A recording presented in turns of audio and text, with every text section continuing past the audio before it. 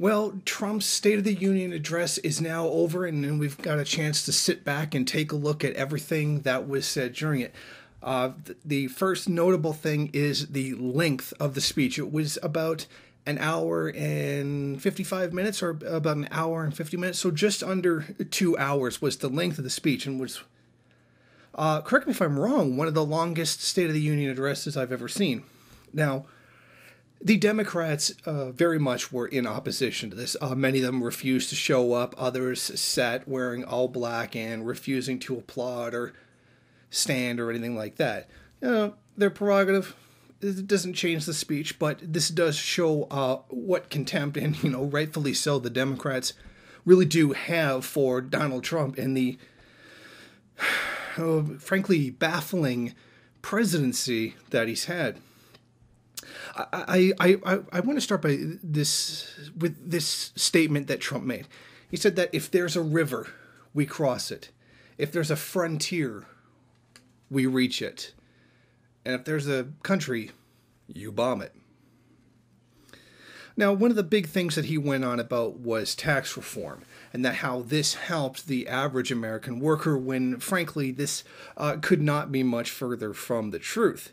The fact is, Trump wanted to lower the corporate tax rate to about 17% from the 35% that it was at. He wanted it to about 15-17%, but all he managed to negotiate with the Democrats is 21%, which is still pretty good considering that's still a significant drop in the tax rate for the wealthiest of Americans in the country. And as we notice that with all these cuts that he's made to taxes and allowing the bourgeoisie to keep more and more of the value that they've stolen from the working class, that next year the big battle is going to be the cutting of services. If you're going to cut this much in taxes, there's going to be an equal, if not greater, amount of services that are going to be cut in the future. And that's a real big thing that's going to be next year. That's going to be the major battle between the Democrats and the Republicans in the following year, or particularly the fiscal year, is that issue alone. Now, Trump touted having created 200,000 new jobs, but they also lost a lot of jobs during his presidency, and wages have barely grown. Now, they have technically grown, as you can see from this chart, but it's really part of a trend with a relatively equal rising of lower. There's a general equilibrium there, but in fact, the trend has been just a little bit opposite to that. But the data speaks for itself. That's where wages really are at right now. So they've stayed relative. I love the moment when he was talking about Apple and how Apple had come back to the U.S. and is going to employ, X number of people in their factories or what have you. The problem is that this really wasn't Trump's doing. This was actually the European Union's doing. Now, I did report this previously, that essentially Apple was using Ireland as a tax haven. And the EU took exception to this, that Ireland was doing, the Irish government was doing something that it was not supposed to be doing. It wasn't taxing them the way they were supposed to, and the European Union handed down an order to Ireland to collect those taxes from Apple, which had been using them as a tax haven for all that time. So that all that stuff that was there is now being moved back to the United States. Well, you might as well. If you're not going to get the tax haven, then you might as well leave the tax haven. That's basically how that works. Now, Trump can't really take credit for that. He can't really take credit for the economy recovering because that's part of a general trend that's been going on globally since 2010. Of course, Barack Obama and the Democrats can't really put much of a claim to it either, but Obama's policies were a part of it, but it's also part of a larger global trend that everybody else was in on. So for Trump to even take this as his own is frankly just straight up dishonest. He can, however, talk about how the stock market has gone higher than ever, the Dow Jones, etc. You see, but the problem is such an astronomical raise in such a short amount of time reeks of bubble. I mean, even if you really want to be critical of the stock market, it's a bubble. The whole thing is a bubble. And that when it reaches that kind of a height, that's dangerous.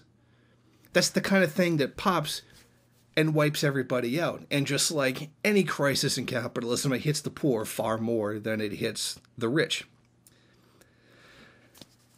I also really love how he was talking about religious sovereignty and how the American people are free to have the religion. There's less restrictions on religion. Religion is allowed. You're allowed to have your faith, etc. And later on, kind of contrast that with the DPRK, where it's illegal to talk to Christians.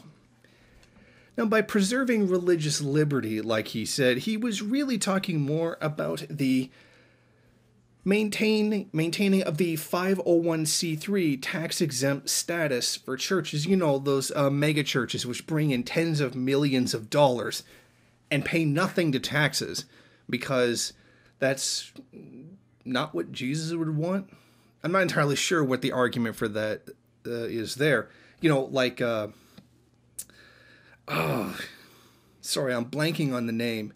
Mitt Romney. Like when Mitt Romney made $250 some odd million in 1 year, all of it went right into the Mormon church, so he didn't pay any taxes on it. But then talks about how there's a shortfall in funding for things when he's avoiding paying taxes. I mean, this has been a very long trend in American politics, where the mega churches have been able to get away with not paying their fair share in taxes, or paying any taxes whatsoever. Because if there's anything Jesus really felt he needed, was a multi-million-dollar personal jet, right?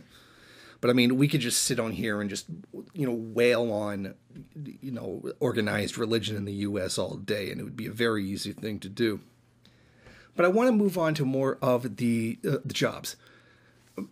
Trump was talking a great deal about how the jobs were going to be great. The jobs are going to be here. More jobs. Well, most of those jobs that came back went to Alabama. Oh, what's so special about Alabama? Well, a lot of it has to do with the fact that it is a right-to-work, non-union state with far lower wages and protections than other states provide. In other words, it's the best for business. Workers have the least amount of rights there. In fact, they don't even have the right to form a union.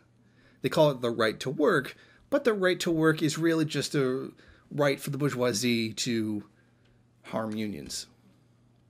So at this point, you can now understand a little bit better why the jobs went to Alabama than, say, places with a greater employee protections and union laws like Vermont, for example. So that really was the reason why they went there, and that's one of the reasons why they came back, was only by eliminating people's labor rights.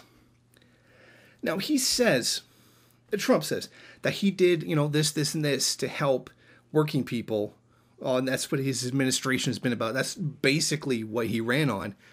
But here's 10 things that was put out by the Economic Policy Institute. 10 important things that Trump did that hurt working people.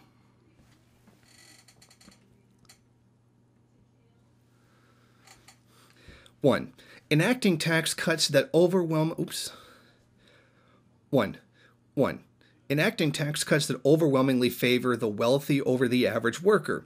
Taking billions out of workers' pockets by weakening or abandoning regulations that protect their pay, blocking workers from access to courts by allowing mandatory arbitration clauses in employment contracts, punishing immigration policies that hurt all workers, rolling back regulations that protect worker pay and safety, stacking the Federal Reserve Board with candidates friendlier to Wall Street than to working families, ensuring Wall Street can pocket more of workers' retirement savings, stacking the Supreme Court against workers by appointing Neil Gorsuch, trying to take affordable health care away from millions of working people, and undercutting key worker protection agencies by nominating anti-worker leaders. One, and this comes right before Trump says how the American people deserve a government that serves them. I mean, that's a very suspicious thing in itself. The American government supports the American people. In truth, that has never been the case. In fact, even from the founding of the country, it was based entirely on the privilege and wealth of a particular section of the population, not just the white population because of slavery, but be the what would have been at the time the 1% of the country who felt that people who weren't even landowners shouldn't even get the right to vote.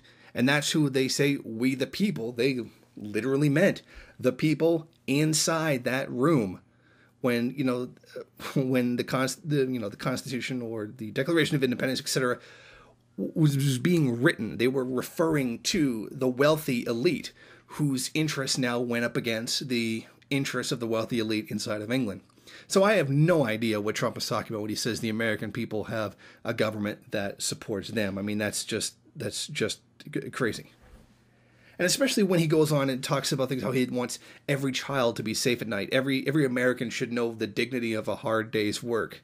Well, they kind of already do. They kind of already do fairly hard work. So I don't really know what it is exactly that you're talking about. When placed in a global context, no. But it's not like the American people sit around doing nothing all day. I mean, that's just nuts. But then he says, after that, he wants the American children to feel safe. But then he still loves these no-knock raids by federal agencies that end up killing people, where they go into somebody's house in the middle of the night. They don't even knock on the door. There's no, frequently they don't even have a warrant, and often enough, they don't even have the right goddamn address. And they storm in there with guns and end up killing children. I mean, that happened several times last year, where children were killed in a no-knock raid, sometimes on the wrong house. I mean, the incompetence behind that is just unbelievable. It's one thing to accidentally shoot a child, but then to do it on the wrong house because you're too stupid to get the address right.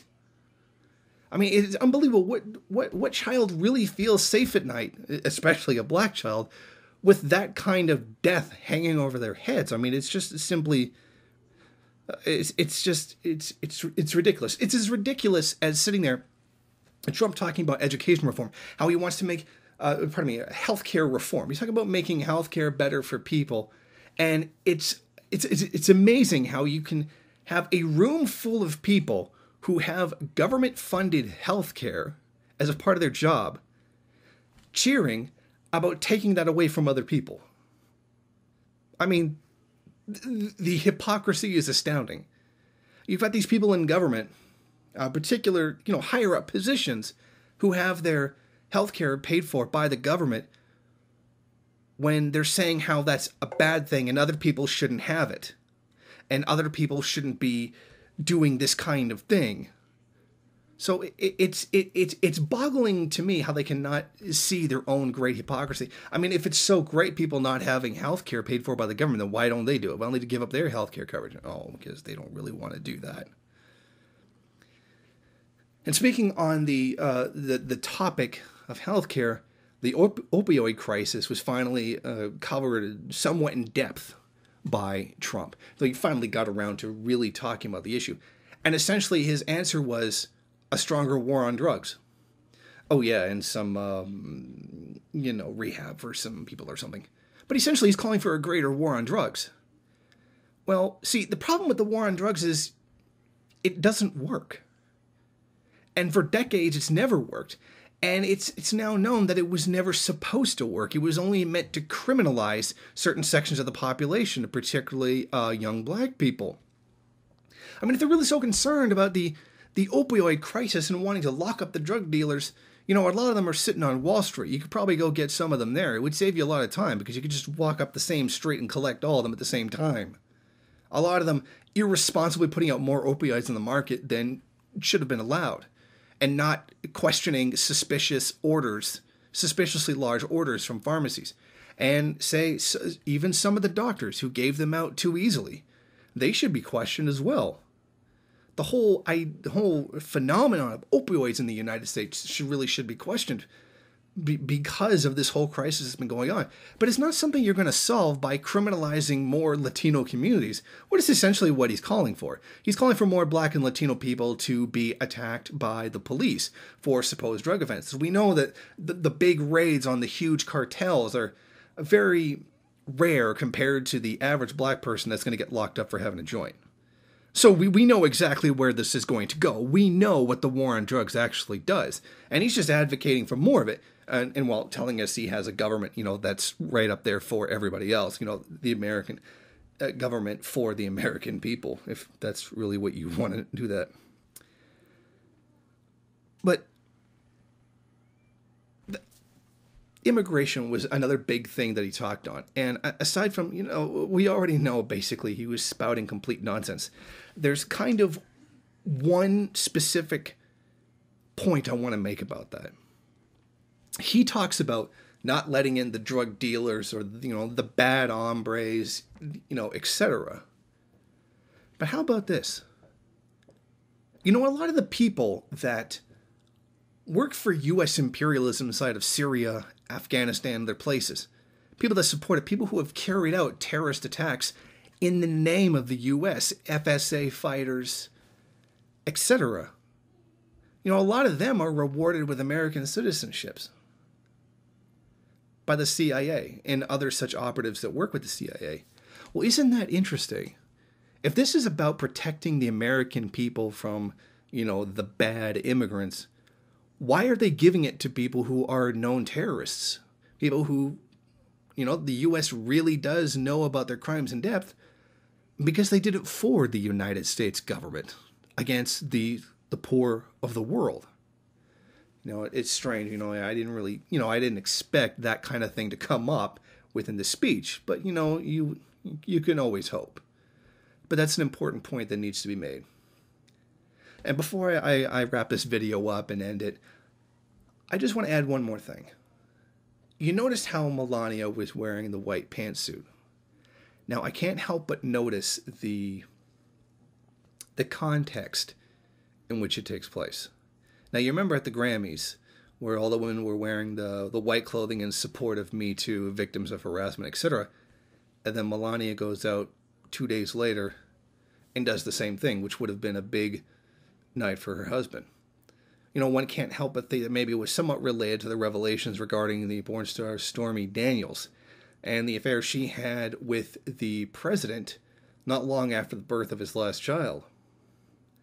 So I'm wondering if there's maybe just a little something there that maybe she's taken a bit of a dig at him. But all in all, it was a fairly standard State of the Union address. The president came out, defended his positions, and even argued for some new ones, including wanting to keep Guantanamo Bay open and other various black sites that essentially just torture innocent people. He lamented terrorists being able to get away, we just released them, when the vast majority of the people being held in these kinds of detention camps haven't really been charged with anything. And none of that, they don't even have any evidence that they even did anything. And a lot of them turning up to be absolutely innocent. And a lot of them end up giving false confessions because they were being tortured. Well, I'll give Trump credit for one thing. Unlike his predecessor, Obama, Trump just came out and said it. He basically supports torture. He supports the continuation of CIA black sites that commit these crimes against humanity. Unlike Obama, which pretended he cared when he really didn't. Thank you for watching. If you like this program, then please head over to my Patreon page and set up a monthly donation. It's your donations that keep this program running. Also, if you would like, please rate, comment, subscribe, and share in various social media.